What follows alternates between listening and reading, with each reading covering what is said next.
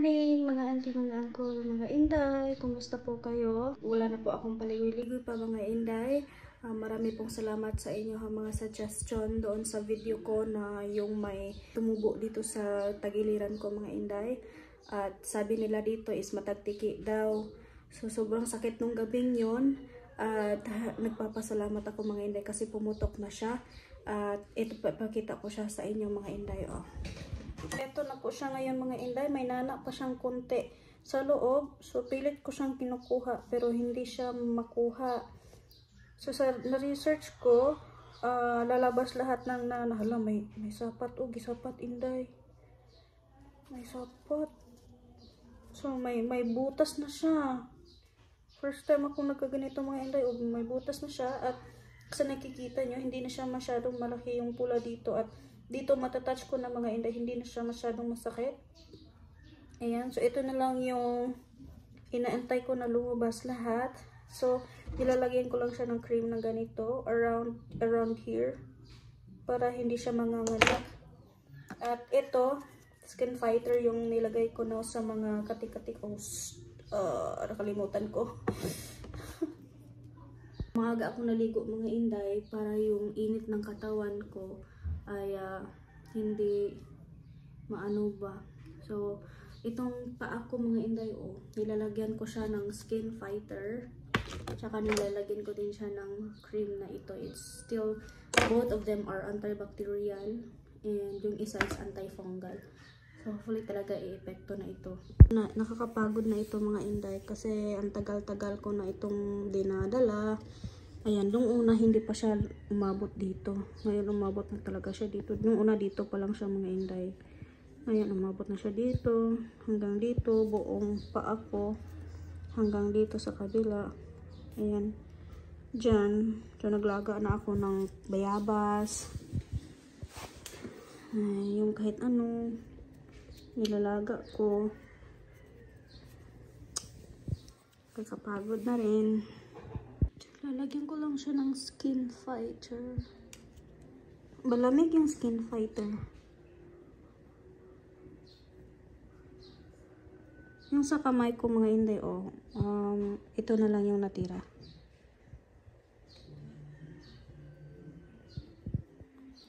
Kahasol. And pagkatapos ko po siyang lagyan is maglalagay po ako ng medyas para makapagtrabaho ako sa labas mga inday. At saka maglalaba ako. Ito yung labahan ko. Ayan, kinuha ko yung kurtina. Tapos maglalaba ako sa labas at babalutin ko lang ito ng medyas para hindi masyadong prone sa alikabok at sa dumi. Ganito na ako everyday mga inday. Nagme-medyas na ako everyday kahit nasa bahay. Mga dalawang araw talaga ako mga inday na hindi ako makagalaw ng maayos. Dito lang ako palagi sa kwarto kasi yung tagiliran ko masakit igalaw. So andito lang ako, tapos naboboard ako mga inday, wala akong magawa. Palagi nang umuulan, wala akong maitanim sa labas, hindi ako makatanim sa labas. Ganun, wala akong magagawa. So naboboard ako. Kaya buti na lang ngayong araw na ito mga inday, humupa na gyud ako ang gibati. Makapagtrabaho na rin ako, makapaglaba na ako. Kasi usually mga inday, pag marami yung mga labahan ko, nagpapalabada lang ako. Kasi nga, hindi ako pwedeng makalaba na mahulom yung kamay ko sa tubig na may chemical ba. Kasi sabi ng doktor, ano daw, mag-worse daw yung ganito ko. Pero wala akong choice, i-washing ko lang yan. At andito man yung kapatid ko, yung mahilig na magluto-luto yung kapatid ko mga inday. So gagawa daw kami ng cassava cake. Yung nag-open na siya mga inday ba, tapos lumabas lahat nag-start ng lumabas yung mga nana niya. Naku mga inday, nagka-okay yung sakit na aking nararamdaman. So ito palang sakit na ito mga inday, kapag hindi pa siya lumalabas, nag-form pa siya ng nana sa loob, sobrang sakit. Sobrang sakit na hindi ka mapakali. Pero once na lumabas na yung nana, medyo dahan-dahan na mag-ease yung pain na mararamdaman mo mga inday. So ito ngayon, hindi na siya masyadong masakit. Yung mga kapatid ko mga inday nag-aantay sa akin sa loob na magluluto daw kami. So tara.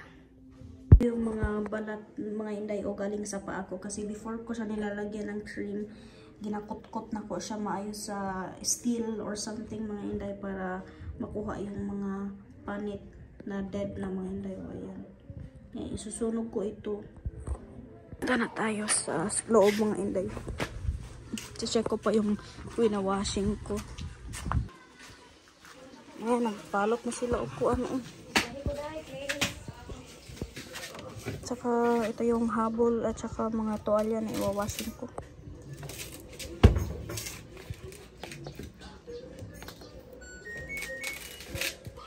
Kapatid ko mga inday o nagbubunot na siya para isagol na squad o kalumpang.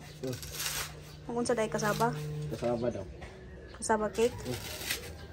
Ay, kasaba cake te.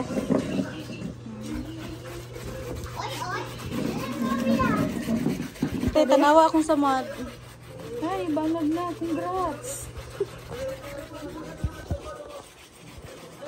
Mga inday, kasi palagi nang umuulan dito sa amin. Itong kapatid ko. Nag-iras mi o pichay kahapon. So, pag after 3 days siguro dong no, or 1 week dong, dyan namin i-replanting mga inday. Dyan. Nagawa siya ng garden dyan. Tapos, nagtaniman ko diag ko andong, kalamunggay dong at saka alugbati. Ito yung iniras namin na pichay mga inday o kahapon. Yan, dito namin yan patutubuin tapos i-replant namin. Bibi namin sa bahay. Yung palaging iyak ng iyak noon. Ngayon malaki na. Malaki. Malaki na. Malaki na ka na, Doy. Doy.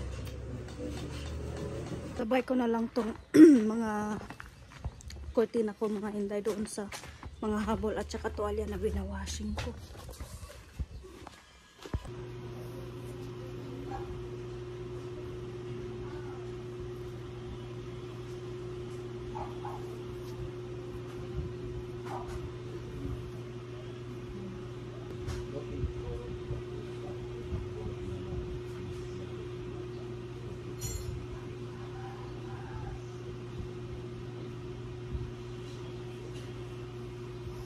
Okay.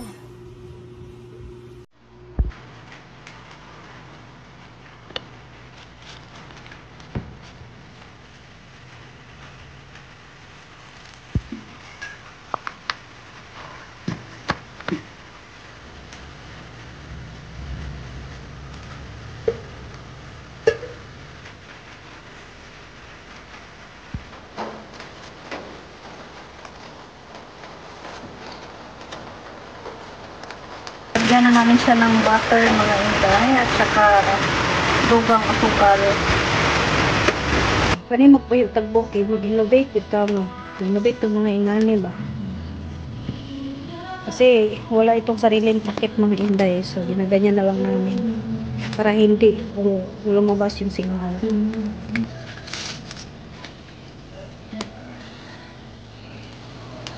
Wow! Ayan man na inday. May cheese sa babaw. Malapit na siyang gusto. Ito yung walang cheese mga inday. So tikman natin.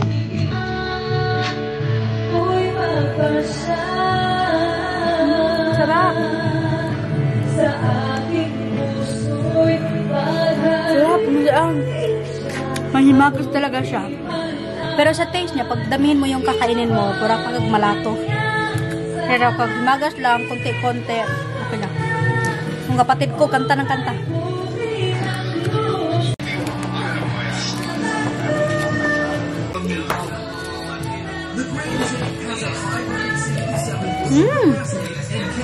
Nanan.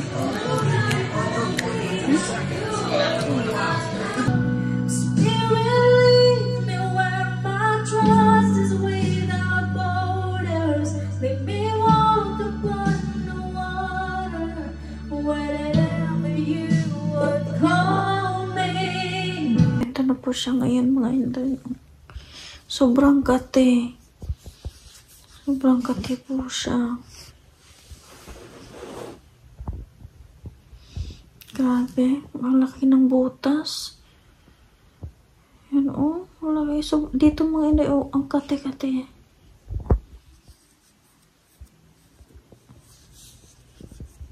Mga Inday, kakapacheck up ko lang po doon sa doktor. At ngayon, babalik po ako doon sa doktor na malapit lang dito sa amin mga Inday. Kasi yung mata ng kapatid ko, nadisgrasya mga Inday, may dugo sa loob kasi nagtatrabaho siya, nanananim siya mga Inday doon sa labas. Tapos yung kahoy niya, pagbira niya sa PC, pumunta dito yung kahoy sa mata niya, nasama diri, yung nagdugo ang sagod sa iyang mata. So dadalhin ko siya agad-agad doon sa hospital mga Inday. Ligi dito. Dito lalong. Wala to ragyo dugo. Tara. Sakit kayo?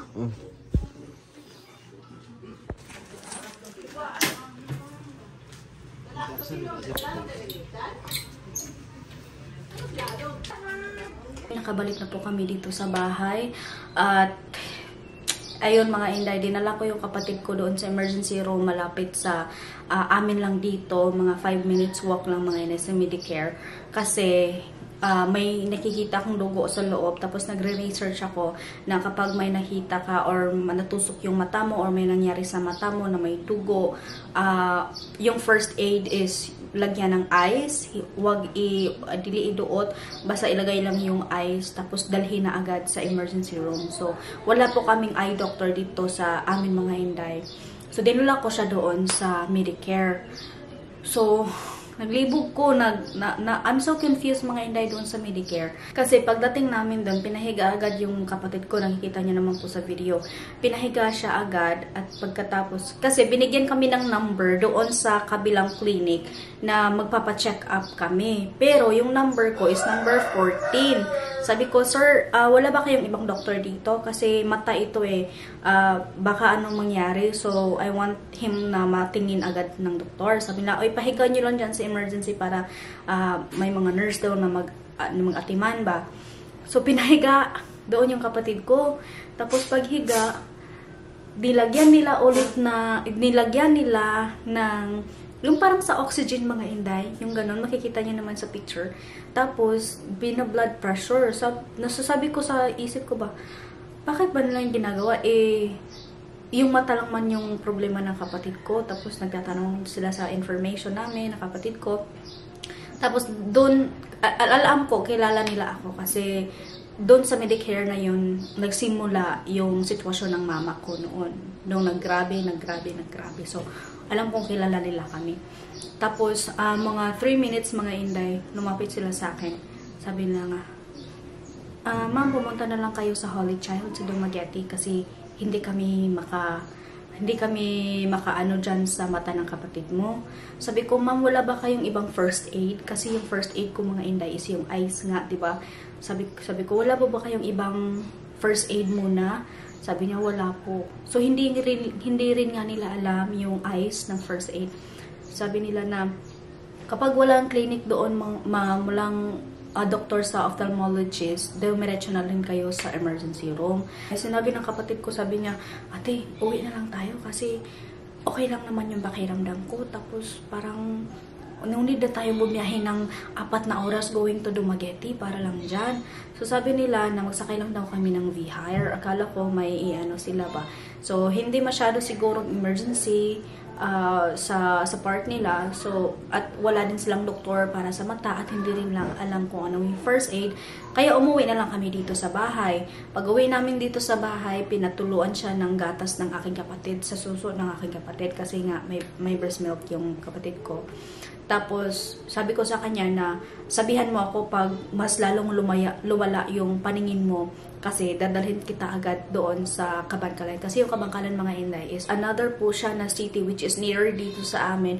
Pero hindi po sila parang yung borders ba kasi sakop naman dito sa Negros Occidental at dito Oriental. So yung part talaga dito sa amin is sa Dumaguete which is ang layo.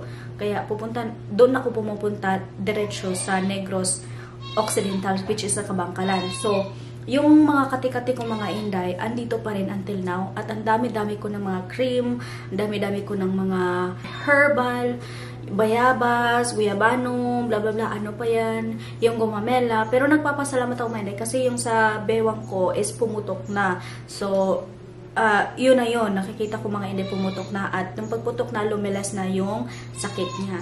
Tapos, yung mga cream na ginagamit ko until now is itong BL. Ang dami ko na pong BL na nagamit.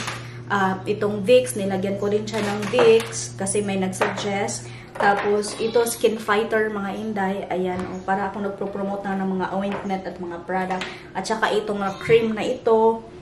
Tapos, sa antibiotic ko mga inday is, nahulog. Ito yung ininom ko na antibiotic for 7 days. Malapit ko na siyang naubos mga inday kasi twice a day ako mag-iinom. Tapos may iba pa ako mga medication dito. So, syempre, sabi ko sa sarili ko ba na, hala, ang dami ko mga medication na iniinom, kaya dapat iinom din ako ng maraming tubig. So, ito yung goal ko mga inday, na ubusin itong tubig na ito. Kasi hindi man good ko ay ko pala inom ng tubig talaga. Nakakalimutan ko mga inday na ay hindi pala ako nakainom ng tubig. Kasi na-practice namin ni mama noon na wag uminom ng tubig. Pagkatapos mong kumain, dapat paabutin mo na ng 30 minutes. So minsan umaabot na ng 1 hour, 2 hours. Nakalimutan ko uminom ng tubig. So para hindi ako makalimot mga inday, inom ako. So ito yung goal ko, naubusan everyday kasi nga nag-antibiotic ako para ma-flush lang yung medisina sa kidney ko mga inday.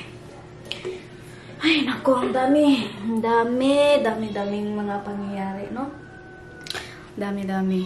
So, pero maraming halos lahat ng mga comment na nababasa ko is magpa-albularyo, magpatawas, magpabinisaya. Naisip ko po yun mga inday kasi dumating po talaga sa part na I'm so confused na, at ano na ba ka ng kapoy na wala na akong maiisip, na dumating sa point na naisip ko na gawin yun. Pero at the same time, may kumukuha sa isipan ko na bakit ko ba gawin yun, and may Panginoon naman ako na mag-ano sa akin. So, hindi ko talaga siya nagawa mga inday, at munti ka na talaga. So, eto, keep praying pa din sa mga, sa health ko, especially sa mga gamot na tinitake ko ngayon. Hopefully mga inday, patuloy yung pagaling niya at hindi na aatake yung sakit at saka yung kati. So, thank you so much po sa inyong pagsuporta at pagsubaybay sa aking buhay. Maraming salamat po. Ingat kayo.